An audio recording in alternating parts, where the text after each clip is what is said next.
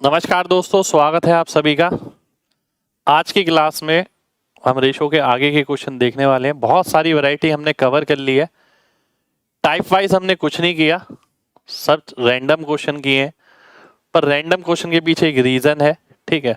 Random question इसीलिए किए हैं कि आपको चीज़ें एट द मोमेंट ध्यान रहे। ऐसा नहीं है कि आपको रिकॉल करना पड़े कि भाई टाइप 1 में सर ने ये कराया था या टाइप 2 में सर ने ये कराया था, ठीक है। मैं शुरू से पढ़ाई इसी तरीके से करता था अपने टाइम से ही।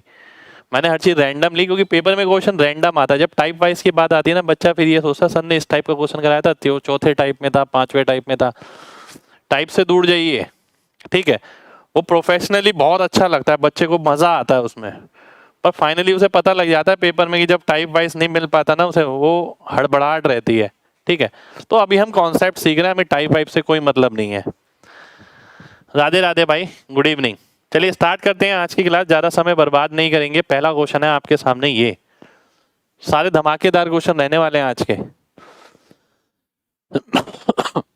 एक ऑफिस में 1/3 वर्कर जो है वो वुमेन है। 1/3 तो 2/3 आदमी हो गए। Half of the women are married. ये मैरिड लोग, महिलाएं आ गई। 1/3 of married women have children. 3/4 of man are married and 1/3 of married man have children. अगर आप ध्यान से देखें क्वेश्चन में जो निकालना है, शादीशुदा महिलाएं और पुरुष का अनुपात निकालना है। यानी ये बच्चों वाली जो लाइन दे रखी ना आपको, ये वाली, इसका कोई सेंस नहीं है। यहां पर सेंस नहीं का मतलब है इसके बिना ये क्वेश्चन हो सकता है। हमें बताना है रेशो ऑफ मैरिड वुमेन, जो कि ये आ गया, रेशो ऑफ मैरिड मैन जो कि ये आ गया। अगर मैं इसे सॉल्व करता हूं तो क्या आएगा, 2/4, 3 से 3 गया तो ये 1/2 आ गया, ये 1/6 आ गया। 2/6 यानी 1:3। 1:3 का मतलब है ये महिलाएं हैं, ये पुरुष हैं। और महिलाएं और पुरुष का अनुपात ही बताना है आपको, तो 1:3 यानी डी ऑप्शन मेरा आंसर हो जाएगा, ठीक है। डी ऑप्शन आपका आंसर हो गया, ठीक है। कितने लोगों को बात समझ आ गई है, जल्दी से बताइए। किसी को डाउट है तो पूछ सकता है। ये क्वेश्चन इसलिए लिया गया है कि आपको पेपर में ऐसा भी क्वेश्चन मिल सकता है। मैंने बार बार बोला आपको, ठीक है, मैंने बार बार बोला आपको। एक सेकंड रुक जाइए जरा।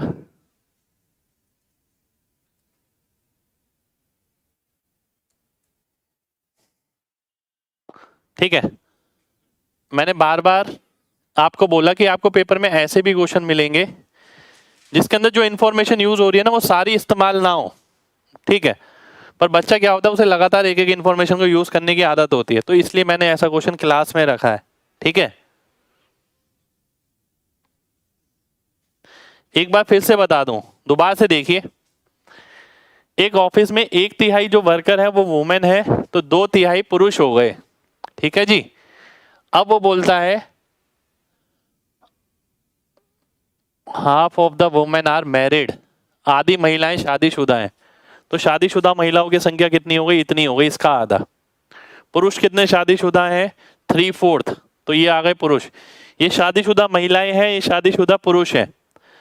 आगे वाली लाइन जो दे रखी है उसका कोई लॉजिक नहीं है, ना उसे इस्तेमाल करना, ठीक है। पर क्वेश्चन में दे रखी है, तो आपको पेपर में ऐसा क्वेश्चन मिल सकता है। क्वेश्चन दिखने में बड़ा है, इंफॉर्मेशन बहुत ज्यादा है, पर सारी चीजें इस्तेमाल नहीं हो रही हैं।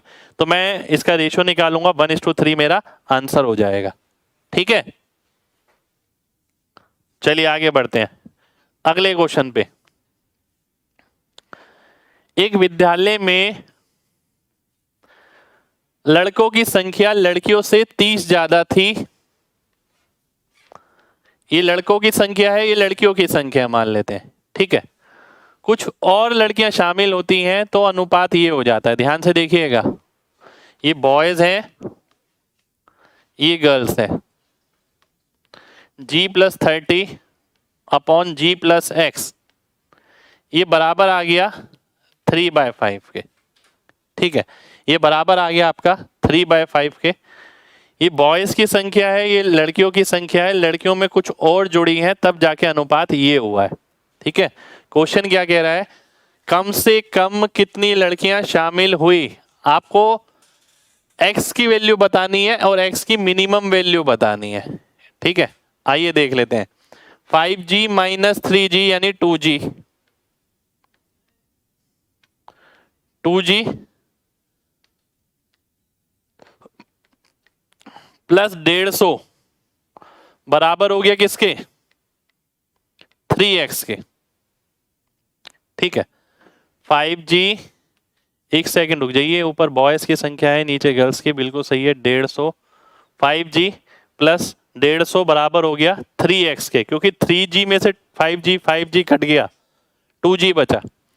अब अगर मैं x की वैल्यू निकालता हूं तो क्या होगी, 2G अपॉन 3 प्लस 50, ये x आ गया, ये आपकी x की वैल्यू आ गई कि x 2/3G प्लस 50 है। अब आपको क्या वैल्यू निकालनी है, x की कम से कम वैल्यू निकालनी है। x कम से कम कितना हो सकता है, ये रहा ना, x कम से कम कितना होगा जब g मिनिमम होगा, और g मिनिमम वैल्यू क्या हो सकती है, g की मिनिमम वैल्यू आपको 3 लेनी पड़ेगी। अब कोई बच्चा बोले कि सर 3 क्यों लेनी पड़ेगी, वो इसलिए कि इससे ये 3 से 3 कट जाएगा। ठीक है, मिनिमम वैल्यू 1 नहीं ले सकता, क्योंकि x की वैल्यू कितनी आ जाएगी, फ्रैक्शन आ जाएगी, x की वैल्यू तो इंटीजर आनी चाहिए, तो g की जगह कम से कम 3 रखना पड़ेगा। तो x की मिनिमम वैल्यू क्या आ जाएगी, x की मिनिमम वैल्यू आ जाएगी 2 प्लस 50 यानी 52, 52 मेरा आंसर हो जाएगा। ठीक है, तो ये आने वाले कल के क्वेश्चन है, पहले से करके जाइए, एग्जाम में कंफर्टेबल रहेंगे। कितने लोगों को बात समझ आ गई है, जल्दी से mg टाइप करिए, फिर बढ़ेंगे आगे।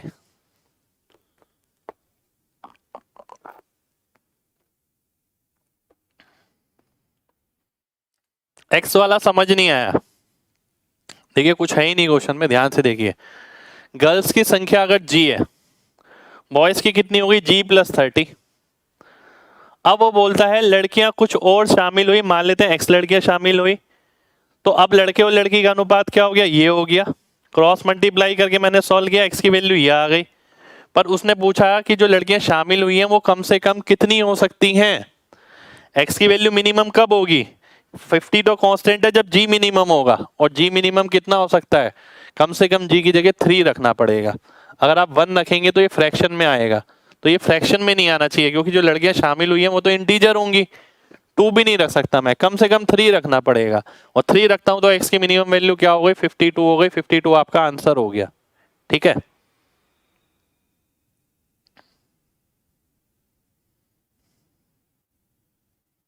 चलिए आगे बढ़ते हैं। एक बच्चा कह रहा है 150 से 50 कैसे हुआ, भाई 3 से डिवाइड करेंगे ना। और एक हमारे भाई ने ये बोला, एक हमारे भाई ने ये बोला कि g की जगह 0 रख दो। मेरे भाई 0 पॉसिबल ही नहीं है यहां पर, ठीक है, 0 यहां पर संभव ही नहीं है। ठीक है, क्योंकि 0 अगर पॉसिबल होता तो यहां कुछ ना कुछ मेंशन होता है ऐसा। ठीक है, तो 0 नहीं रख सकते, यहां पर कुछ लड़कियां हैं, उसने ये नहीं बोला लड़कियां नहीं है। अगर नहीं बोलेगा तो ये थोड़ी बोलेगा कि 30 ज्यादा है, 30 ज्यादा है मतलब 30 ही तो हो गए फिर लड़के।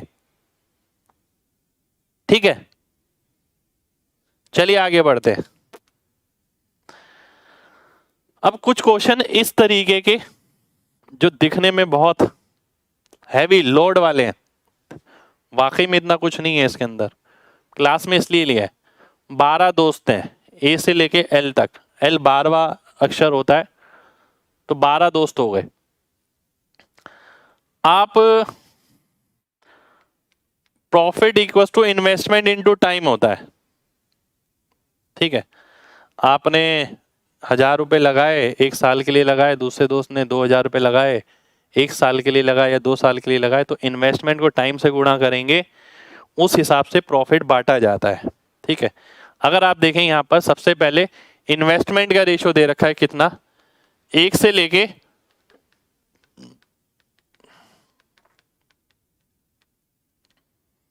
क्वेश्चन में थोड़ा छोटा कर लेता हूं, रुक जाइए, 1 से लेके 12 तक, ठीक है। ये इन्वेस्टमेंट है और टाइम का रेशो दे रखा है क्या, 12 से लेकर 1।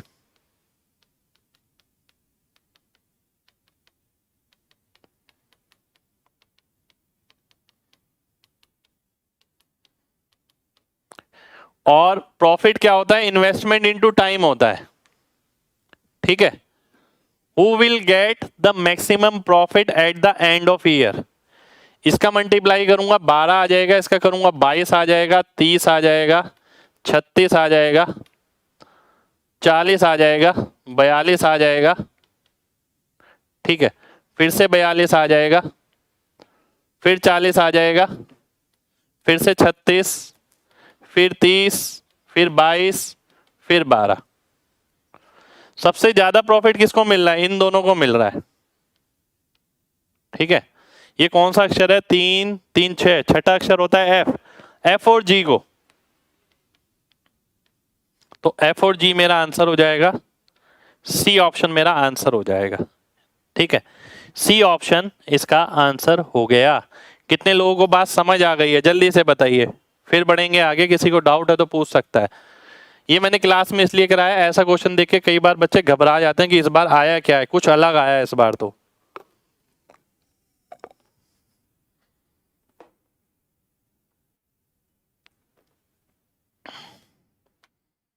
चलिए अगला देख लेते हैं। Profit made by C1 C2 C3 इतना है, C2 C4 C5 इतना है, C5 ने इतना प्रॉफिट बनाया C1 से ज्यादा, तो टोटल प्रॉफिट कितना है, ठीक है। मैं देखता हूं ऊपर वाले रेशो में और नीचे वाले रेशो में कुछ कॉमन है, जी हाँ कॉमन है, C2। C2 की वैल्यू कितनी है, 10 है, C2 की वैल्यू कितनी है, 18 है, ठीक है। तो ऊपर वाले को अगर हम 9 से गुणा कर दें और नीचे वाले को 5 से, तो बात बन जाएगी, क्योंकि C2 तो सेम होना चाहिए। तो 9 से गुणा करता हूं मैं, तो 81, 90, 72, ठीक है। ये 90 हो गया, ये 95 हो गया और ये 100 हो गया। ये आ गया आपका C1 C2 C3 C4 C5, ठीक है। C5 ने C1 से 19 करोड़ रुपए ज्यादा, 19 की वैल्यू 19 ही दे रखी है, तो टोटल प्रॉफिट बताना है सभी का। सभी का टोटल प्रॉफिट अगर मैं निकालता हूं, 8 9 17 7 24 9 33 और 10 43, 430, 437, 438, तो 438 यूनिट की वैल्यू कितनी हो जाएगी, 438 करोड़। ये मेरा आंसर हो जाएगा, ठीक है। ये आपका आंसर हो जाएगा। प्रॉफिट इन्वेस्टमेंट के क्वेश्चन करा देना, अरे भाई सब कुछ कराएंगे, ठीक है। +9 एंड +5, +9 एंड +5 ने इंटू 9 एंड इंटू 5 किया। देखिए क्यों किया ये समझिए। यहां C2 की वैल्यू कितनी है, 10 है, यहां C2 की वैल्यू कितनी है, 18। पर भाई C2 की तो एक ही वैल्यू होगी ना, ऐसा तो नहीं है कि 10 भी हो और 18 भी हो, इसलिए हमने 18 और 10 का एलसीएम लिया जो कि 90 होता है। तो 90 बना लिए इसे। 90 कैसे बनेगा, ये 9 से गुणा करने पर, ये 5 से गुणा करने पर, इसलिए हमने गुणा किया है यहाँ पर, ठीक है। और गुणा करने के बाद आपने देखा 9 9 81, 90 72, ये C1 C2 C3 आ गया, C2 90 आ गया, C4 आ गया 95 और ये आ गया 100। C5 और C1 में अंतर है 19 का, और 19 यूनिट की वैल्यू दे रखी है 19 करोड़। आपको टोटल निकालना है, टोटल निकालेंगे तो 438 करोड़ आंसर हो जाएगा। ये आने वाले कल के क्वेश्चन है जो आपके उसी कॉन्सेप्ट पे हैं जो अभी तक चलते आए हैं, पर दिखने में थोड़े से अलग हैं बस। अगला क्वेश्चन है आपके सामने, ये एक स्टॉल पे पॉपकॉर्न और चिप्स बिकते हैं, ठीक है, पैकेट्स में, और पैकेट का जो साइज है वो लार्ज है, सुपर है और जंबो पैकेट है, ठीक है। The number of large, super and jumbo popcorn के लिए इतने इतने नंबर में है। ये पॉपकॉर्न का है, ठीक है, और चिप्स के पैकेट। देखिए एक दुकान पे ना मान लेते हैं पॉपकॉर्न और चिप्स के पैकेट हैं और 3 साइज में है, एक लार्ज, एक सुपर और एक जंबो। ठीक है, अगर पॉपकॉर्न की बात करते हैं तो लार्ज वाले अगर 7 होंगे तो सुपर वाले 17 पैकेट होंगे, जंबो वाले 16 पैकेट होंगे। नंबर बता रहा है, क्वांटिटी। इसी तरीके से चिप्स की बात करें तो ये दे रखा है। आगे बढ़ते हैं। Total number of popcorn packets in the stock is same as that of chips packet. अब वो ये बोलता है जो टोटल नंबर ऑफ पॉपकॉर्न के पैकेट हैं और चिप्स के पैकेट हैं वो बराबर होने चाहिए। अगर मैं देखता हूं चिप्स के पैकेट टोटल कितने हो गए, 29, 6, 35। पॉपकॉर्न के कितने हो गए, 24 और 16, 40। ठीक है, 24 और 16, 40, ये 35 हो गया। ठीक है, अब हमें क्या करना है, इनको सेम बनाना है पहले तो, क्योंकि ये सेम नहीं है, क्वेश्चन के अनुसार ये सेम होना चाहिए। ठीक है, यहां पर लिखा है सेम बनाने के लिए क्या करेंगे, इसमें देखिए 5 और 7 आ रहा है, इसमें 5 और 8 आ रहा है, पर 7 नहीं आ रहा तो इसे 7 से गुणा करेंगे। इसमें 8 नहीं आ रहा तो इसे 8 से गुणा करेंगे। ठीक है, पहले ये समझ आना चाहिए। अब आगे बढ़ते हैं। नंबर ऑफ जंबो पॉपकॉर्न, एक तो जंबो ऊपर से पॉपकॉर्न, 16 इंटू 7। इसके साथ अनुपात निकालना है किसका, जंबो चिप्स पैकेट, ये रे 14 इंटू 8। तो 8 से कटा 16 और 7 से कटा 14, तो ये तो 1 आ गया, 1:1। ए ऑप्शन मेरा आंसर हो जाएगा। ए ऑप्शन आपका आंसर हो गया।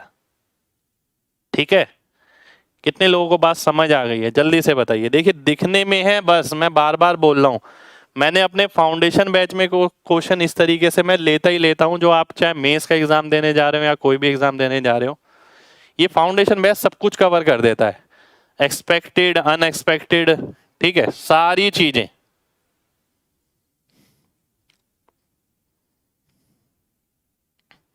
एक बार और बताऊं, ध्यान से देखिए, चीजों को ना प्रैक्टिकली जरूर समझिए। कि आप किसी दुकान पे जाते हैं चाय की स्टॉल पे, उस पे ना पॉपकॉर्न के पैकेट भी हैं और चिप्स के पैकेट भी हैं, साइज अलग अलग हैं। ठीक है, वो यहाँ दे रखा है, और साइज अलग अलग हैं। ठीक है, उनकी संख्या का अनुपात पॉपकॉर्न के लिए इतना है कि लार्ज साइज में अगर 7 पैकेट होंगे, सुपर में 17, जंबो में 16। और अगर बात करी जाए चिप्स की तो 6, 15 और 14 दे रखा है। पर यहाँ पर उसने एक बात बोली कि दुकान में जितने चिप्स के पैकेट हैं उतने ही पॉपकॉर्न के पैकेट हैं। मैंने देखा पॉपकॉर्न के पैकेट की संख्या कितनी हो गई, 40, चिप्स की कितनी हो गई, 35। टोटल किया मैंने, पर टोटल तो सेम होना चाहिए था, तो 35 और 40 का एलसीएम ले लिया। 35 और 40 का एलसीएम लेंगे तो 280 आएगा आपका। अब 280 बनाने के लिए इसे 7 से गुणा करेंगे, इसे 8 से गुणा करेंगे। अब देखिए सबसे बढ़िया बात ये, यहाँ पर आपको रेशियो निकालना है, तो ज्यादा काम आपको करना नहीं है। देखिए क्या बोल रहा है, तो जंबो पॉपकॉर्न पैकेटों और जंबो चिप्स पैकेटों की संख्या किस अनुपात में है। एक तो पहले पॉपकॉर्न यहाँ है, जंबो लास्ट वाला, पर ये 16 थोड़ी लिखेंगे, 16 इंटू 7 लिखेंगे, क्योंकि इससे इक्वल बना ही है, तो 16 इंटू 7 लिख दिया मैंने। फिर बात करते हैं चिप्स की, 14 थोड़ी लिखेंगे, 14 इंटू 8 लिखेंगे, क्योंकि 8 से गुणा करने पर ये इक्वल हुआ है, वो लिख दिया मैंने। वैसे आप डायरेक्ट भी देख सकते हैं, 112/112, 1:1 मेरा आंसर आ गया। ठीक है, अब क्लियर है ना भाई सभी को, अब क्लियर है ना भाई सभी को। चलिए बहुत बढ़िया, बहुत बढ़िया, आगे बढ़ते हैं, आगे बढ़ते हैं, ध्यान से देखिएगा। एक बच्चा कह रहा है सर इंटू 35 इंटू 40 क्यों नहीं किए। मेरे भाई आप वो भी करके आंसर निकाल सकते हैं, आंसर सही आएगा, पर बढ़ाना क्यों क्वेश्चन को, एलसीएम ही तो बनाना होता है इक्वल करने के लिए। ठीक है, एक बात बताइए, बात समझिएगा, समझना बात को, ऐसा नहीं है कि हवा में जो भी है कुछ भी मान लिया। मेरे पास जो टोटल पैकेट है वो 35x है, आपके पास जो टोटल पैकेट है वो 40y है। ठीक है, अब इनकी संख्या बराबर है। ठीक है, मेरे पास जो पैकेट है उनकी संख्या और आपके पास जो पैकेट है उनकी संख्या बराबर है। तो ये ऐसी संख्या के बराबर होगी जो 35 और 40 दोनों से भाग हो। तो मैं 35 और 40 का एलसीएम ले लूंगा। एलसीएम कितना आ गया? 280 आ गया। अब 280 आ गया तो y की जगह क्या आएगा? 7 आएगा। x की जगह क्या आएगा? 8 आएगा। ठीक है, इसीलिए जहां 35 था वहां 8 से गुणा किया, जहां 40 था वहां 7 से गुणा किया। समझ रहे हो बात? चलिए आगे बढ़ते हैं। अगला क्वेश्चन है ये आपके सामने। P QR पे उल्टा निर्भर करता है। ठीक है, अब मैं यहां पर आपको ना ये सिखाऊंगा, या के वे मान के नहीं कराने वाला मैं आपको। आप हमेशा देखिए जो भी चीज दे रखी है ना ऐसी, उससे आप क्या निकाल सकते हैं। P QR पे उल्टा निर्भर करता है। ठीक है, ध्यान से देखिएगा। QR कितना है? 72 है। ठीक है, और P की वैल्यू कितनी है? 75। 75 की वैल्यू 1/72 आ गई। ठीक है, ये आ गई। तो किसकी निकालनी है? ये तो 50 की निकालनी है आपको। ठीक है, 50 की नहीं, 1/50 किसके बराबर होगा आपको ये निकालना है। समझ रहे हो? इससे पहले बात समझना ये ध्यान से, थोड़ा डिटेल में जाता हूं। ये देख के ना मेरे सामने ये आ जाता है, P1/P2 बराबर हो गया Q2R2 अपॉन Q1R1। इनवर्स का मतलब है 1 के सामने 2 वाला, 2 के सामने 1 वाला। अब P1 क्या है? 75 है। P2 क्या है? मेरे को निकालना है। Q1R1 क्या है? 72 है। और Q2R2 यानी 50। 25 दूनी 25 तिया, और ये 36 आ गया। क्वेश्चन मार्क की वैल्यू 108 आ गई। 108 आपका आंसर हो गया। 108 आपका आंसर हो जाएगा। ठीक है, 108 आंसर हो जाएगा। कितने लोगों को बात समझ आ गई है? जल्दी से बताइए।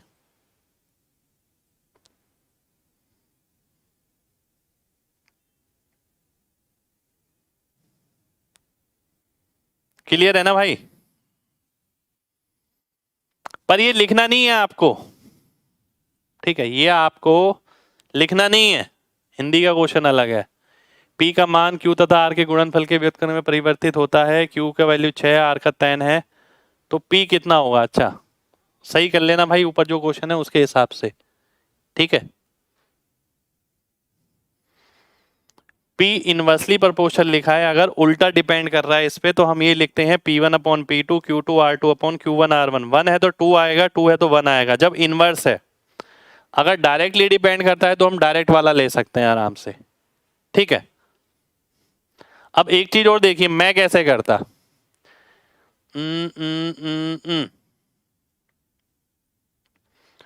अब उल्टा डिपेंड कर रहा है, बात समझना ध्यान से। मैं कैसे करता?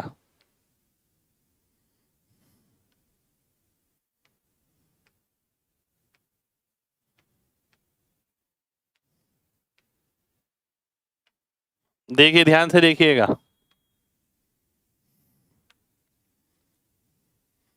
अब अगर P QR पे उल्टा निर्भर करता है, ठीक है, P QR पे उल्टा निर्भर करता है, तो QR भी तो P पे उल्टा निर्भर करेगा, है ना? सीधी सी बात है। इसका QR क्या आ गया? 50 आ गया।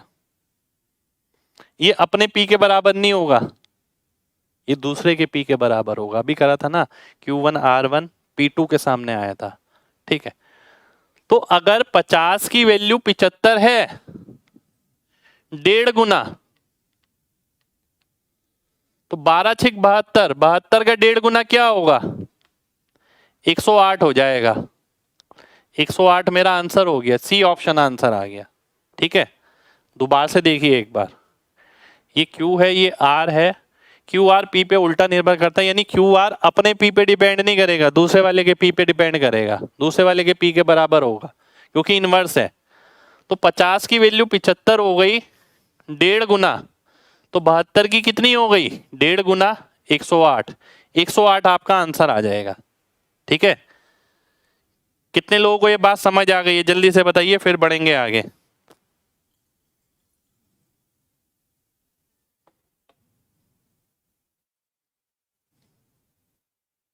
चलिए बहुत बढ़िया, बहुत बढ़िया। ठीक है, आगे देखिए, अगला क्वेश्चन है आपके सामने, ये क्वेश्चन हमारे टाइम में मेंस में आया था।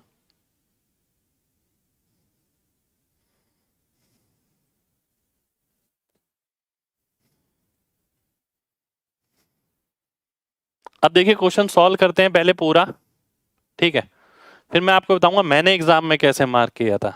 ठीक है, आइए देखते हैं ध्यान से। पास पास वालों को गुणा करो, दूर दूर वालों को, ये तो आपको मैंने सिखा ही दिया।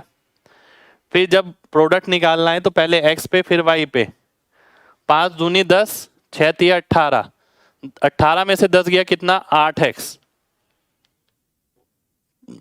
5 तिया 15, 6 दूनी 12, 5 तिया 15, 6 दूनी 12, 15 में से 12 घटेगा नहीं क्योंकि यहाँ अपोजिट साइन है, इसलिए ऐड होगा 27y। ठीक है, और अगर मैं क्यूब रूट ऑफ x और क्यूब रूट ऑफ y का रेशियो निकालता हूं तो कितना आएगा 3:2 आ जाएगा।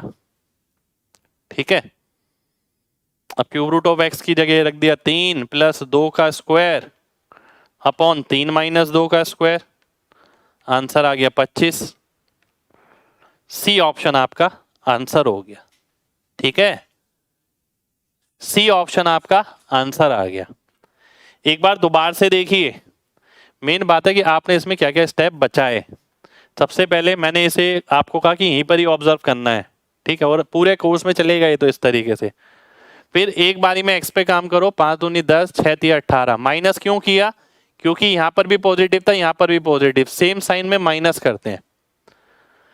फिर y वाले पाया 18 और 12, पर यहां अपोजिट साइन है इसलिए 18 कह रहा हूं, 15 और 12। ठीक है, तो अपोजिट साइन है इसलिए ऐड किया, 27 आ गया। Cube root x cube root y 3 2 आ गया, क्यूब रूट x की जगह 3 रखा, क्यूब रूट y की जगह 2 रखा, आंसर आ गया। ठीक है, अब आगे बढ़ते हैं, ये एक मेथड हो गया। मैंने एग्जाम में कैसे मार्क किया था मैं वो भी बताया था, जरूरी नहीं है कि आप ये लगाएं। ठीक है, सबसे पहली बात मैंने एक बात देखी थी कि यहां से कोई रूट वाली टर्म तो मेरे को नहीं मिलने वाली, आंसर परफेक्ट स्क्वायर नंबर होगा, पूर्ण वर्ग होगा।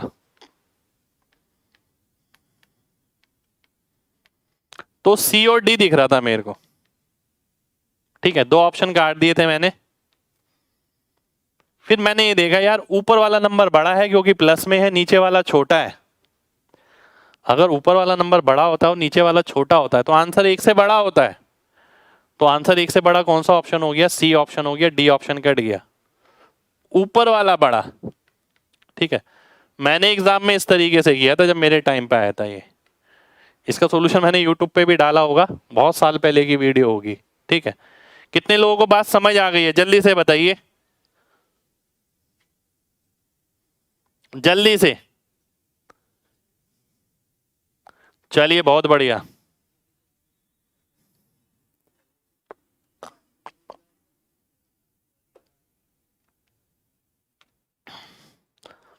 अगला क्वेश्चन है ये आपके सामने,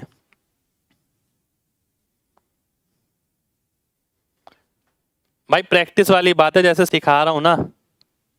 ठीक है, सी एन डी क्यों लगाना भाई, जरूरत ही नहीं है सी एन डी लगाने की, हो जाएगा उससे भी। ठीक है, पर जरूरत नहीं है लगाने की। अब ध्यान से देखिए, इस इक्वेशन से आपको क्या पता लग रहा है, x + y की वैल्यू दे रखी है 7, इससे आपको ये पता लग रहा है। ठीक है, A square minus B square upon A minus B, A minus B A plus B होता है, ए माइनस बी कट जाएगा, ए प्लस बी बचेगा। ठीक है, अब ये वाला फॉर्मूला देखता हूँ, x cube minus y cube upon x square plus x y plus y square, ये किसके बराबर होता है? एक्स माइनस वाई के। ये कितना आ गया? 5 आ गया। ठीक है, ये कितना आ गया? 5 आ गया। ठीक है, मेरे को ये निकालना है x बाय वाई कितना आएगा? 7 प्लस 5 12, 7 माइनस 5 2, 12/2 यानी 6। x बाय वाई कितना आएगा? 7 प्लस 5 अपॉन 7 माइनस 5, लिख रहा हूं पर लिखना नहीं है आपको, 12/2 यानी 6। तो x बाय वाई की वैल्यू डाल देता हूं, 2/3 इंटू 6, तो आंसर कितना आ गया? 4:1 आ गया। 4:1 कहाँ नजर आ रहा है? पहले ऑप्शन में नजर आ रहा है, ए ऑप्शन मेरा आंसर हो गया। ठीक है, ए ऑप्शन आपका आंसर हो गया। ठीक है, ये भाई पुराने क्वेश्चन है, अब थोड़ी पेपर देता हूं मैं, 5 साल हो गए होंगे कम से कम। x प्लस वाई क्यों लिखा है, एक बच्चा ये पूछ रहा है। देखिए x square minus y square क्या होता है? X plus y into x minus y. इसका रेशियो एक्स माइनस वाई के साथ निकालेंगे तो इससे ये कट जाएगा, इसीलिए एक्स प्लस वाई लिखा है। ठीक है, 2/3 कैसे आया? देखिए हिंदी में नहीं लिखा हुआ, वैल्यू ये निकालनी है आपको, 2x/3y। इसका मतलब क्या है? 2/3 ऑफ x बाय वाई। ठीक है,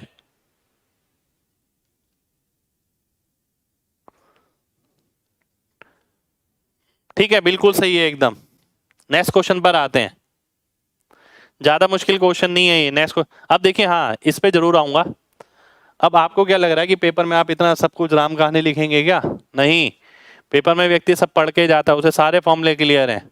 ठीक है, A cube minus B cube upon A square plus B square plus A B किसके बराबर होता है? ए माइनस बी के। ए माइनस बी कितना आ गया? 5। ए प्लस बी कितना आ गया? 7। और ए माइनस बी और ए प्लस बी अगर उसे दोनों पता लग गए 7 और 5, तो वो यही कर सकता है 7 प्लस 5/2, 6 आ गया। x की वैल्यू 6 आ गई, y की 1। x की जगह 6 रखो, y की जगह 1, 4 आंसर आ गया, खत्म। तो ये पेन फ्री किया मैंने, ऐसे थोड़ी करेंगे इसे एग्जाम में, ये तो आपको सिखाया गया है। तो आप ये देखते ना कि बच्चे इधर उधर यहाँ वहाँ सब जगह हमसे भी लेते हैं कोचिंग। ठीक है, टीचर ने अगर ये सिखा दिया, वो सोचता है ये है शॉर्टकट। शॉर्टकट आपको खुद बनाना है। ठीक है, अब मैंने आपके सामने पेन फ्री करके दिखाया, तो आप में सबको ये होना चाहिए कि यार नहीं हो सकता है ये। सबसे बड़ी बात है कि आपको कोई इन्वेंशन नहीं करनी कि यार ये हो भी पाएगी नहीं हो पाएगी। आप तो मेरे को देख ही रहे, मैं पेन फ्री कर रहा हूं, तो आपके सामने ये तो है कि ऐसा हो जाता है, मतलब ये प्रैक्टिकली पॉसिबल है। कुछ नई खोज नहीं करनी है आपको, तो आपको केवल इस फ्लो में चलना है। ठीक है, नेक्स्ट क्वेश्चन पर आते हैं। ये भी एक एग्जाम का क्वेश्चन है, पर मैं इसे एक बहुत बेहतरीन तरीके से आपको कराऊंगा, बहुत बेहतरीन तरीके से। ठीक है, एग्जाम का क्वेश्चन है, बच्चे एलिगेशन लगाते हैं, ये लगाते हैं, वो लगाते हैं, पता नहीं क्या क्या लगा देते हैं, और मैं आपको बिल्कुल साधारण तरीके से समझाऊंगा। वो बोलता है एक पिक्चर है जिसमें ब्लू और येलो कलर का इस्तेमाल किया गया है, और ब्लू और येलो कलर 4:3 में इस्तेमाल हुआ है, यानी टोटल एरिया हो गया 7 यूनिट। 7 यूनिट का मतलब है 70 मान लेता हूं। ये ब्लू, ये येलो, यानी 40 ml अगर ब्लू कलर इस्तेमाल हुआ है तो 30 ml मान लेते हैं येलो कलर इस्तेमाल हुआ है, 40 एरिया में और 30 एरिया में। ठीक है, अपर हाफ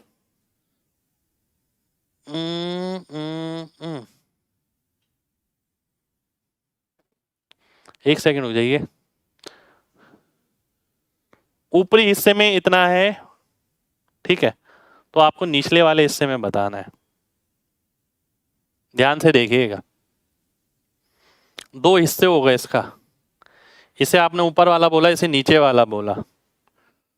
ऊपर वाले में ब्लू और येलो का अनुपात दे रखा है 2:3। अब ध्यान से बात समझना, 70 यूनिट अगर ये है तो 35 यूनिट यहां इस्तेमाल होगा, 35 यूनिट यहां इस्तेमाल होगा। ठीक है, तभी तो जाके 70 यूनिट बना होगा। ठीक है, अब अगर मैं आगे देखूं, यहां पर वो बोलता है ब्लू और येलो कलर का अनुपात कितना है, 2:3। एक सेकेंड हो जाइए, कितना है, 2:3। 2:3 का मतलब क्या हो गया, 5 यूनिट। 5 यूनिट की वैल्यू कितनी है, 35। तो 2 यूनिट की वैल्यू कितनी आ जाएगी, 14 आ जाएगी। 7 गुना 3 यूनिट की कितनी आ जाएगी, 21 आ जाएगी। ठीक है, तो ऊपर की जो आधी पिक्चर है उसमें 14 तो ब्लू कलर इस्तेमाल हुआ है और 21 येलो कलर इस्तेमाल हुआ है। उसने पूछा नीचे वाले आधे हिस्से में क्या होगा। आइए हम नीचे वाले में आ जाते हैं। ब्लू कलर कितना है टोटल आपके पास, 40 यूनिट है, जिसमें से 14 यहां चला गया तो 26 बचा। येलो कितना है, 30 है, जिसमें 21 यहां चला गया, 9 आ गया। 26 और 9 35 हो गया। तो नीचे वाले का अनुपात क्या आ गया, 26:9। सी ऑप्शन आपका आंसर आ गया। ठीक है, सी ऑप्शन आंसर आ गया।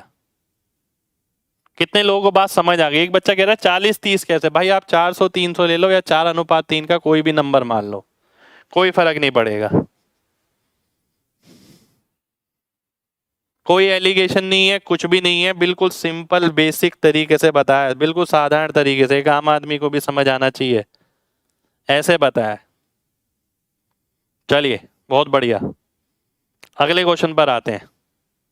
ठीक है, एक बच्चा कह रहा है इक्वल कहां दिया है, अपर हाफ और लोअर हाफ। ठीक है, अपर हाफ और लोअर हाफ, यदि ऊपरी आधे हिस्से में, ऊपरी आधे हिस्से में, ठीक है, तो निचले आधे हिस्से में बताना है क्या होगा। 35-35 कैसे, अरे मान लेते हैं बोर्ड है, ध्यान से देखना।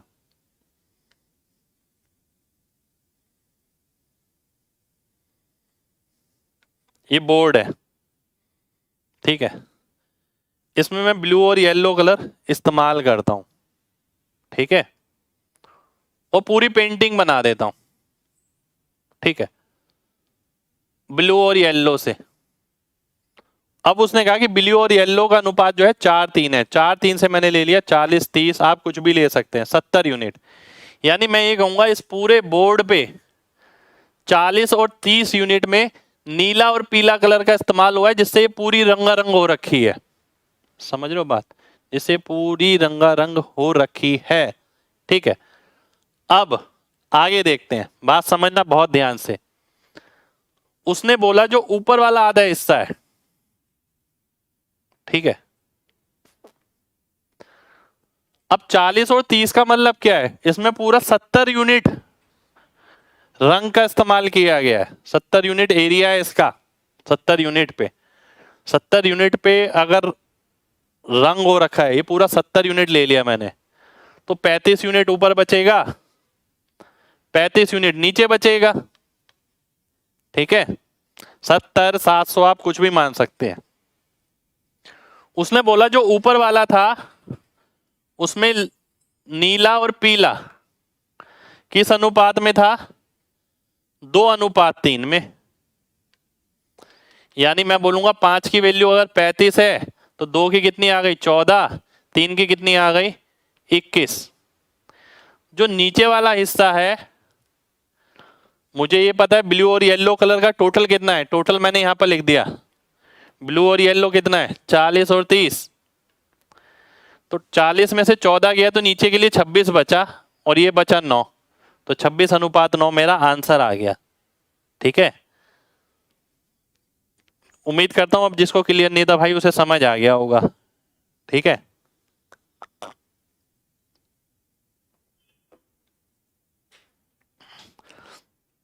एक बच्चा कह रहा है सर 4:3 मान के नहीं कर सकते, बिल्कुल कर सकते हैं आप देखिए अंतर क्या आएगा। 4:3 मान लिया मैंने, 7 मान लिया। ठीक है, अगर मैं 7 मानता हूं तो क्या होगा, ये 3.5 हो गया, 3.5 डेसिमल आ जाएगा, ये भी 1.4 2.1 आ जाएगा, ये भी 2.6 0.9 आ जाएगा। आंसर तो तब भी सेम आएगा, 26:9, है ना, कोई फर्क नहीं पड़ेगा। तभी मैंने बोला आप कोई भी वैल्यू ले सकते हैं 4:3 वाली। 1 ईयर अगो, 1 साल पहले, यहां देखिए इंग्लिश में मिस्टेक है, 1 साल पहले ए और बी की एज का अनुपात क्या था, 4:3। 1 साल पहले, ये आज है, ठीक है। 3 साल बाद ये अनुपात 6:5 हो जाएगा, ठीक है, ये अनुपात 6:5 हो जाएगा। एज रिलेटेड प्रॉब्लम में मैंने सबसे पहले आपको बताया था कि उनके आयु का अंतर समान होना चाहिए। इसका अंतर कितना है, 1 यूनिट, इसका अंतर कितना है, 1 यूनिट, तो वो समान है। तो अगर समान ना हो तो सबसे पहले समान करें। अब मैंने यहां देखा, मुझे 9 वर्ष बाद बताना है, ठीक है। आप पहले तो ये देखें कितने वर्ष कितने यूनिट को रिप्रेजेंट कर रहे हैं। 4 वर्ष 2 यूनिट को रिप्रेजेंट कर रहे हैं, 2 यूनिट बढ़ गई ना 4 वर्ष के अंदर, ठीक है। अब मुझे कहां निकालना है, आज से 9 साल बाद। 9 साल बाद की बात करें तो यहां पर 6 साल बाद, इसके 6 साल बाद, ठीक है, 6 साल बाद, ये ईयर्स है, ये ईयर्स है, ठीक है। 4 साल अगर 2 यूनिट को रिप्रेजेंट करते हैं तो 6 साल कितने यूनिट को रिप्रेजेंट करेंगे, 3 यूनिट को, यानी 3 यूनिट जुड़ जाएगी दोनों में। तो 6 + 3 कितना हो गया, 9 हो गया, 5 + 3 कितना हो गया, 8 हो गया। तो 9:8 मेरा आंसर हो गया, ठीक है। 9:8 मेरा आंसर आ जाएगा, सी ऑप्शन मेरा आंसर हो जाएगा, ठीक है। कितने लोगों को बात समझ आ गई है, जल्दी से MG टाइप करें, नहीं क्लियर है तो बताइए, रिपीट करते हैं। और मैं आपको ये भी बताऊंगा मैं अगर इस क्वेश्चन को करता तो कैसे करता। भाई कोई MG कॉन्सेप्ट लगाने की जरूरत नहीं है जब चीजें सिंपल हैं, ठीक है।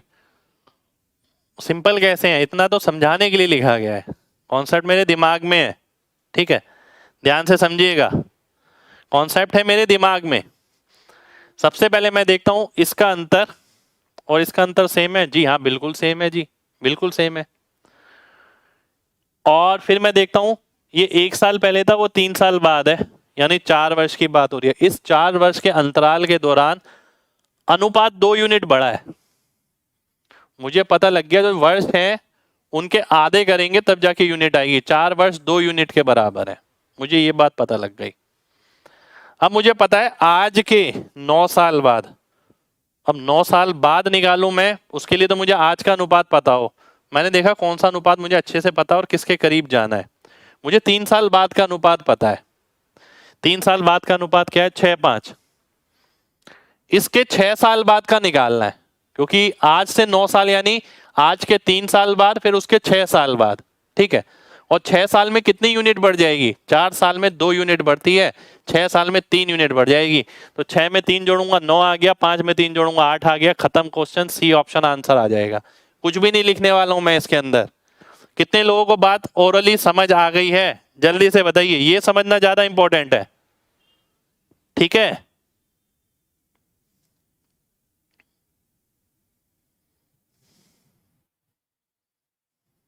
चलिए बहुत बढ़िया, बहुत बढ़िया। तो बैच लिया है ना आपने, देखिए तो ये मत सोचिएगा कि बैच लेके सिलेक्शन हो जाएगा। कितने हजारों बच्चे लेते हैं, बस सिलेक्शन सभी का नहीं होता। मैं बार बार बोल रहा हूं आपसे, सारे बच्चे क्लास देखते भी नहीं है, मैं सही बात बताऊं आपको, लेके रख लेते हैं बस, ठीक है। तो आपको वैसा नहीं बनना है, एक एक क्लास देखनी है, ठीक है। तो आप सभी से यही कहूंगा, मैं यहाँ पर ना ये भी चीज सिखा रहा हूँ कि पेपर में कैसे करना है, वो बहुत अलग चीज है। ये तो मैंने बता दिया पूरा, ये आपको कहीं भी मिल जाएगा, पर जो मैं कर रहा हूँ ना फाइनली आपके सामने, वो बहुत महत्वपूर्ण है। नेक्स्ट क्वेश्चन पर आएंगे। नेक्स्ट क्वेश्चन है अगला, एज पे ये वाला।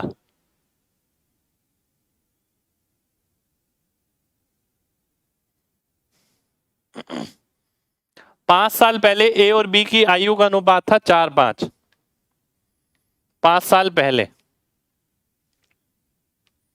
ठीक है। 5 साल बाद ये हो गया। सबसे पहले तो मेरे को यही नजर आता है कि अंतर सेम है, बिल्कुल अंतर सेम है। पहला काम ही इसी पे करना है। आज ए और सी का अनुपात बताना है कितना होगा। देखिए कितना प्यारा क्वेश्चन है, मजेदार एकदम। मजेदार कैसे है देखिए, अगर मैं ए और बी की बात करूं, मैं तो सीधा लिख दूंगा क्योंकि यहां भी 5 वर्ष है, यहां भी 5 वर्ष, तो सीधी लाइन लग जाएगी 4 से 5, 5 से 6, 5 से 6, 6 से 7। या फिर आप ये भी कर सकते हैं 6 + 4 बटा 2, 7 + 5 बटा 2, क्योंकि बीच वाली वैल्यू ये तो आज की है। पर आज की किसकी है? ये तो ए और बी की है। आपको किसकी चाहिए? आपको ए और सी की चाहिए। तो ए की जगह तो 5 यूनिट ही आएगा, सी की जगह क्या आएगा अब मेरे को वो देखना पड़ेगा। उसे देखने के लिए क्या करना है, देखिए समझिए प्रैक्टिकली बात। यहां से यहां कितने यूनिट बढ़ रही है? 2 यूनिट बढ़ रही है। कितने सालों में? 10 साल में। यानी 10 साल किसे रिप्रेजेंट करते हैं? 2 यूनिट को रिप्रेजेंट करते हैं। सी बी से 10 साल छोटा है, यानी 2 यूनिट छोटा है। बी कितना था? 6 यूनिट। इससे 2 यूनिट कम कर देंगे तो 4 यूनिट आ गया। तो 5:4, यानी ए ऑप्शन, ए ऑप्शन मेरा आंसर हो गया। ठीक है, ए ऑप्शन आपका आंसर आ गया। कितने लोगों को बात समझ आ गई है? जल्दी से बताइए। देखिए बहुत प्यारा क्वेश्चन है ये, कॉन्सेप्चुअली अगर आप स्ट्रांग है तभी मजा आएगा। दोबारा से बताऊं, ध्यान से देखिएगा।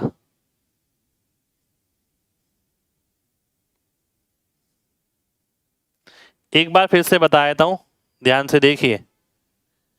ठीक है, आप, मैंने स्टार्टिंग में बोला था मेरी बातों का बहुत महत्व है क्योंकि लिखता मैं इतना नहीं हूं। ठीक है, और वो बातें ही आपको सिलेक्शन दिलाएंगे क्योंकि ये फालतू की बातें नहीं है, काम की बातें हैं।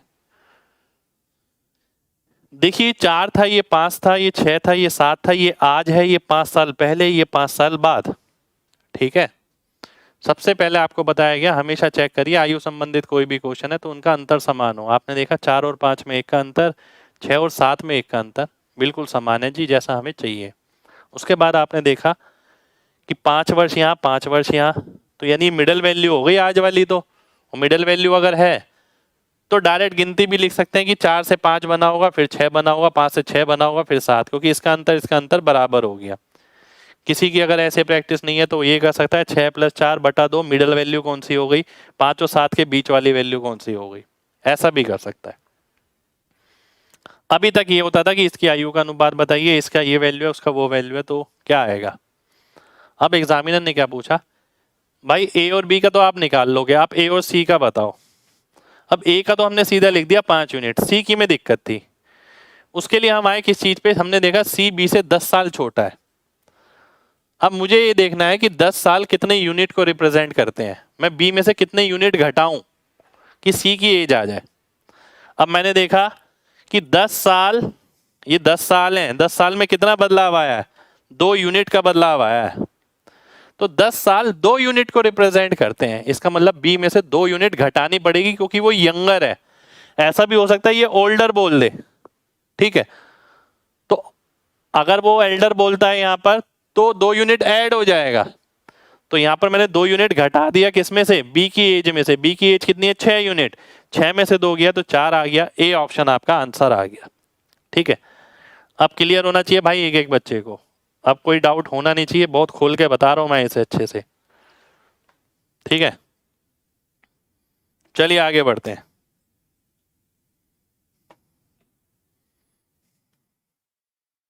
अगला क्वेश्चन है ये आपके सामने, ध्यान से देखना बिल्कुल। 2 नंबर्स का अनुपात है 3:5। प्रत्येक में से 13 घटाया गया तो नंबर इस अनुपात में आ गए। प्रत्येक में 15 जोड़ेंगे तो अनुपात क्या होगा, ऐसे क्वेश्चन, बढ़िया क्वेश्चन। ठीक है, ये जब अभी वाला अनुपात है, ये बाद वाला अनुपात है। प्रत्येक में से क्या घटाया गया? 13 घटाया गया। पहले मैं इस इंफॉर्मेशन को देख लेता हूं। अगर 13 घटाया, देखिए क्रॉस प्रोडक्ट लगा रहा हूं मैं यहां पर, तो 13 घटाया यानी +13 आएगा यहां पर, क्योंकि बाद वाली वैल्यू छोटी होगी, बताया था ना पहले। 63 में से 50 गया तो 13 यूनिट आ गया। 13 यूनिट की वैल्यू कितनी हो गई? 13 × 10 - 13 × 21। अब देखिए ये मैं ना बहुत जगह लगाता हूं, आप में से भी काफी बच्चों को ये अपनाना पड़ेगा। जब आपको पता है कि 13 × 10 और 13 × 21 को घटाना है, तो आप ये क्यों नहीं करते? 13 तो कॉमन है, तो क्या आ गया? 13 × 21 - 10 यानी 13 × 11। मैंने इसे ये लिख दिया 13 × 11। कैलकुलेशन का तरीका है, ये स्मार्ट मूव्स होते हैं छोटे छोटे, ठीक है। ऐसा नहीं है 130 कर रहे हैं, 13 × 21 कर रहे हैं, फिर घटा रहे हैं और फिर लिख रहे हैं। मैंने मल्टीप्लाई भी नहीं किया, देखिए इसे ऐसे लिख दिया मैंने 13 × 11, यानी 13 यूनिट की वैल्यू क्या है? 13 × 11 यानी 11 गुना, ठीक है। अगर मैं 3 यूनिट की वैल्यू निकालता हूं तो क्या आ जाएगा? 33 आ जाएगा। 5 यूनिट की वैल्यू निकालता हूं तो कितना आ जाएगा? 55 आ जाएगा। पर मेरे से नंबर थोड़ी पूछा है, मेरे से ये पूछा है 15 ऐड करने पर। 15 मैं ऐड कर देता हूं, ये 70 हो गया, ये 48 हो गया, ये 24 हो गया, ये 35 हो गया। 24 35 कहां पर है? पहले ऑप्शन में है, ए ऑप्शन में। ए ऑप्शन मेरा आंसर हो गया, ठीक है। कितने लोगों को बात समझ आ गई है? बताइए तो जरा, और रिपीट करना है तो भी बताइए।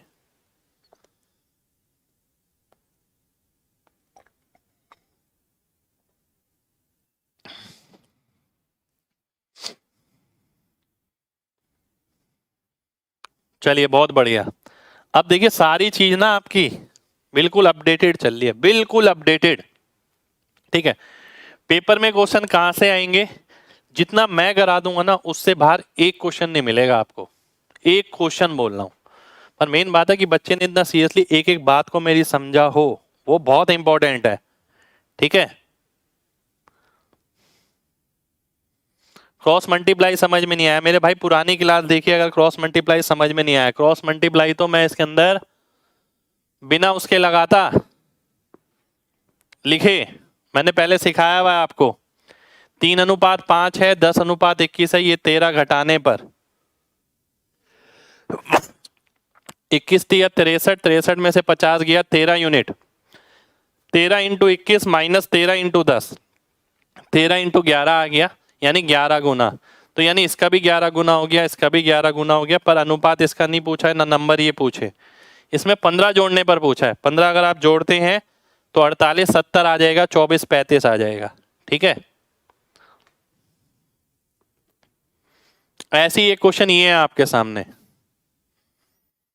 3:5 है, बाद में 2:3 हो जाता है, क्या करने पर? 8 ऐड करने पर और 7 ऐड करने पर। अगर 8 ऐड होगा तो ये -8 आएगा, 7 ऐड होगा तो ये -7 आएगा, ठीक है। अगर 8 ऐड होगा तो -8। अब आप समझ गए होंगे जिन्होंने पहले से स्टार्टिंग से क्लास करी है मेरी, यहाँ -8 और -7 क्यों आया? माइनस इसलिए आएगा क्योंकि जब आप 8 ऐड करेंगे तो ये वाली वैल्यू बड़ी हो जाएगी, आज अभी वाली, तो छोटी में से बड़ी घटाएंगे तो नेगेटिव आएगा। ऐसे ही यहाँ पर छोटी में से बड़ी घटाएंगे तो नेगेटिव आएगा। क्रॉस मल्टीप्लाई करता हूं, 9 और 10, 10 में से 9 गया, 1 यूनिट, किसके बराबर आएगा? फिर मैंने आपको ये बताया था अगर सेम साइन होंगे तो सब्ट्रैक्ट ही होगा, चाहे माइनस के हो या प्लस के। प्लस माइनस हो तो ऐड होगा। तो ये 14 आ गया, ये 24 आ गया, 24 में से 14 गया तो 10 आ गया, ठीक है। 24 में से 14 गया तो 10 आ गया। नंबर क्या हो गए? 30 और 50। 3 की वैल्यू 30 हो गई, 5 की वैल्यू 50 हो गई, 10 गुना। अब वो बोलता है अगर मैं 6 ऐड कर देता हूं दोनों में तो क्या आएगा? ये 36 आ गया, ये 56 आ गया। काटता हूं मैं 4 से तो 9:14 आ गया, 9:14 मेरा आंसर आ गया, ठीक है। डी ऑप्शन आपका आंसर आ गया। ठीक है, कितने लोगों को बात समझ आ गई ये बताइए। फिर मैं ना एक बार ट्राई करके देखता हूं इसमें पेन फ्री करने की।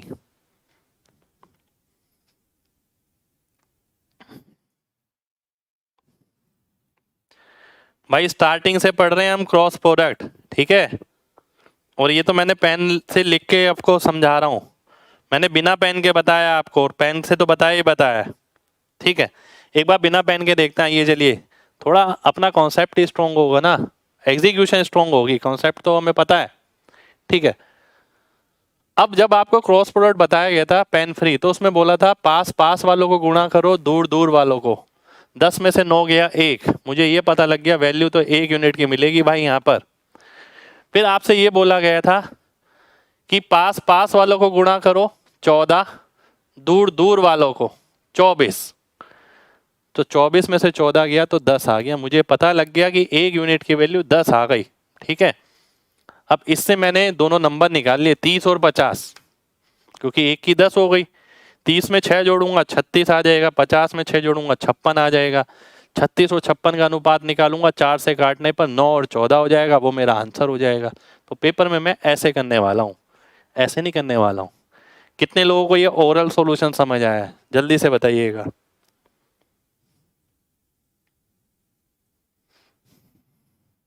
कितने लोगों को समझ आ रहा है, जल्दी से बताइए। ओरल सॉल्यूशन की बात कर रहा हूं जिसमें मैंने केवल बोल के आपको समझाया।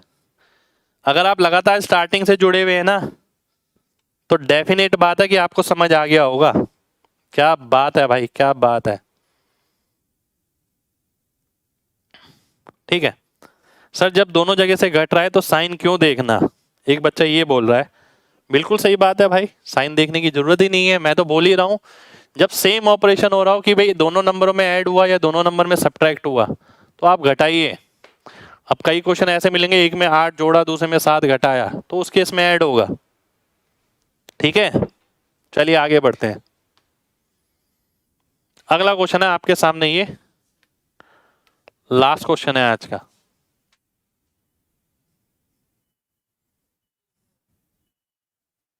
शुक्रिया भाई। 7 साल पहले ए और बी की आयु का अनुपात 4:5 था।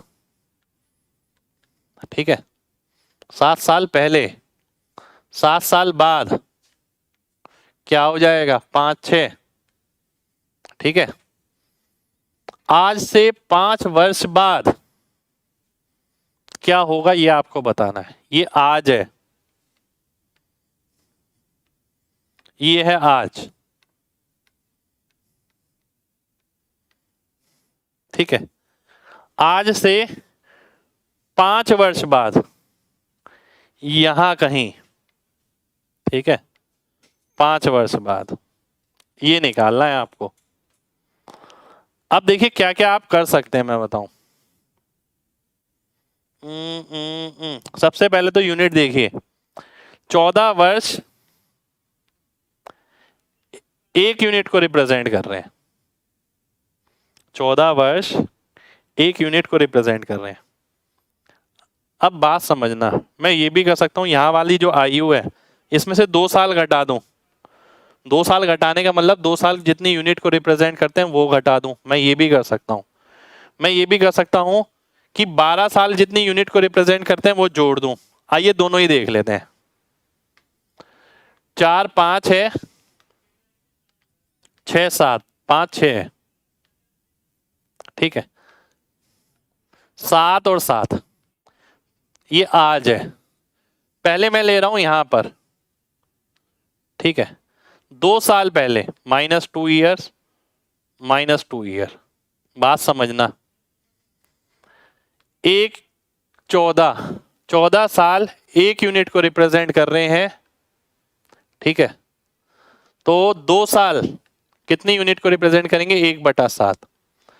तो मैंने क्या करा, इसमें से 1/7 घटा दिया। 5 - 1/7, 6 - 1/7, तो ये 41 आ गया, ये 34 आ गया, नीचे 7 कट गया। तो 34 41 मेरा आंसर आ गया, कहां पर है, पहले ऑप्शन में है जी। ए ऑप्शन मेरा आंसर हो गया। ठीक है, ए ऑप्शन आंसर आ गया।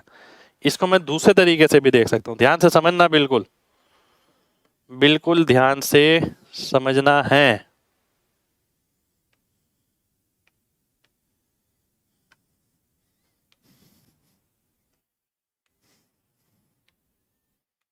बिल्कुल ध्यान से समझिएगा। अब मैंने क्या किया,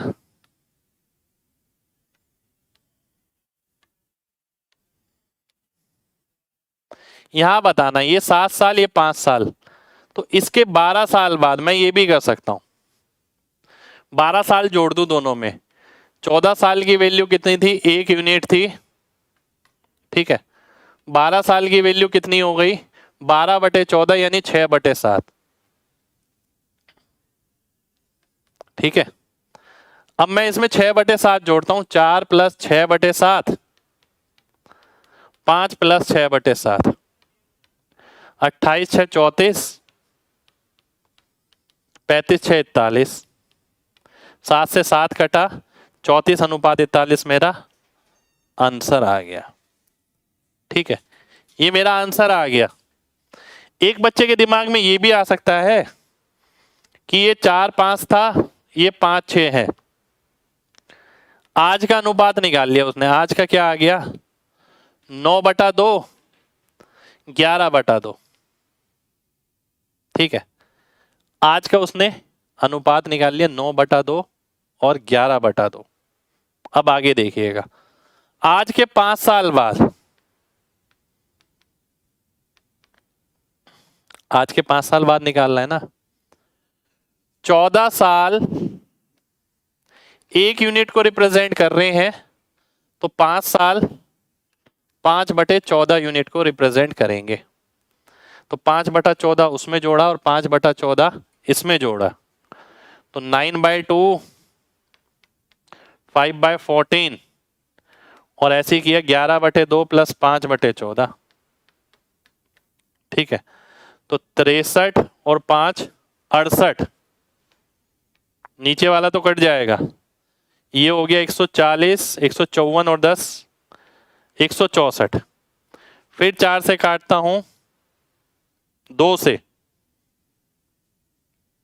1 सेकंड हो जाइए, 7 पंजे, 1 सेकंड गलत हो गया, ये गड़बड़ हो गई, ये तो 68 ही आएगा, ठीक है। ये कितना आएगा, 77 और 5 82, 82 आएगा। 2 से काटता हूं तो 34 और 41 आ गया। यानी इस देखिए मैं पागल नहीं हूं, ये क्वेश्चन 3 सॉल्यूशन से कराया मैंने, 3 सॉल्यूशन से केवल कॉन्सेप्ट मजबूत करने के लिए कराया कि किसी आदमी को कुछ भी क्लिक कर सकता है कि वो यहाँ से यहाँ 12 साल जोड़ दे, यहाँ 2 साल घटा ले, यहाँ में 5 साल जोड़ दे, कोई फर्क नहीं पड़ेगा।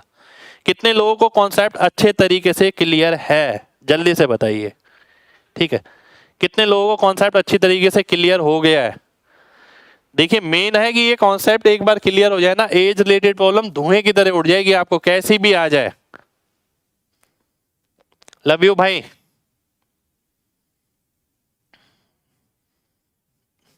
ठीक है, एक बच्चा कह रहा है 14 साल 2 यूनिट के बराबर होगा। क्यों होगा भाई 14 साल 2 यूनिट के बराबर? ये देखिए कितना बदलाव आया यूनिट में, 1 का। कितने वर्षों में? 14 सालों में, ठीक है। तो कभी भी अब एज रिलेटेड प्रॉब्लम में आपको ना दिक्कत नहीं होनी चाहिए, पूरा पोस्टमार्टम करके दिखाया है मैंने पूरा, ठीक है। और तभी मैं आपको बार बार दावे के साथ कहता हूं कि भाई और किसी कोचिंग की जरूरत नहीं पड़ेगी, आपकी लाइफ की आखिरी कोचिंग होगी। मैं इसमें कंटेंट कराऊंगा ही आपको ऐसे, ठीक है। आप किसी को भी बढ़ा देंगे ऐसा कंटेंट कराऊंगा, ठीक है। और सिलेक्शन तो बहुत आराम से मिल ही जाएगा, पर शर्त ये है कि एक एक बात जो मुंह से निकल रही है ना उसकी वैल्यू है, ठीक है। भले ही बोर्ड पे लिखा हुआ समझ ना आए, मुंह से जो भी बात बोल रहा हूँ कान में जाके वो कुछ ना कुछ रिएक्शन देनी चाहिए कि हाँ यार ऐसा है तो क्यों है, या तो समझ आनी चाहिए, नहीं आई है तो दोबारा से उसके पीछे पड़ जाइए कि भाई समझ नहीं आई है दोबारा से देखूंगा क्लास, ठीक है। चलिए बहुत बढ़िया, बहुत बढ़िया भाई, ठीक है। तो आज के लिए हम इतना ही करेंगे। अभी लगभग देखिए 1 क्लास तो आपकी बची है, और साथ के साथ जैसे कि हम लगातार बैच स्टार्ट करते रहते हैं तो 2 क्लासेस आपको कॉम्प्लीमेंट्री रिकॉर्डेड दूंगा मैं, वो पिछले बैच को भी दी थी, ठीक है। कुछ ऐसे क्वेश्चन जो डराने वाले हैं, ठीक है, जो डराते हैं, तो उनको मैंने रिकॉर्ड करके रखा है आपके लिए, ठीक है। पिछले बैच को भी दी थी, ठीक है, आपको भी मिलेंगी। पूरा कंप्लीट होने के बाद जब रेशो कंप्लीट हो जाएगा, ठीक है, रेशो की अभी 1 क्लास और है, और वो डराने वाले क्वेश्चन भी आपको रेशो के मिलेंगे। पर ये मत सोचना कि उन्हें नहीं करना, ठीक है, ऐसा नहीं है। देखिए मैं चाहूँ तो वो नहीं भी दूं, कोई फर्क नहीं पड़ने वाला, क्योंकि जितना मैंने लाइव में करा दिया ना उतना सफिशिएंट है आपके लिए। पर मैं वो 2 क्लास दूंगा जरूर आपको, ठीक है। महत्वपूर्ण क्लास है। जब ये खत्म हो जाएगा, जब ये रेशियो लाइव में खत्म होगा, यानी नेक्स्ट क्लास में शायद खत्म हो जाए मंडे को, तो ट्यूसडे वेडनेसडे में आपको मिलेगी क्लास, ठीक है। दोनों क्लास मिलेगी, अच्छे से मन लगा के पढ़ना उसे भी, ठीक है। और मिलते हैं आपसे नेक्स्ट क्लास में, यानी मंडे को, ठीक है। मंडे को मिलेंगे। जब तक अपना ख्याल रखिए,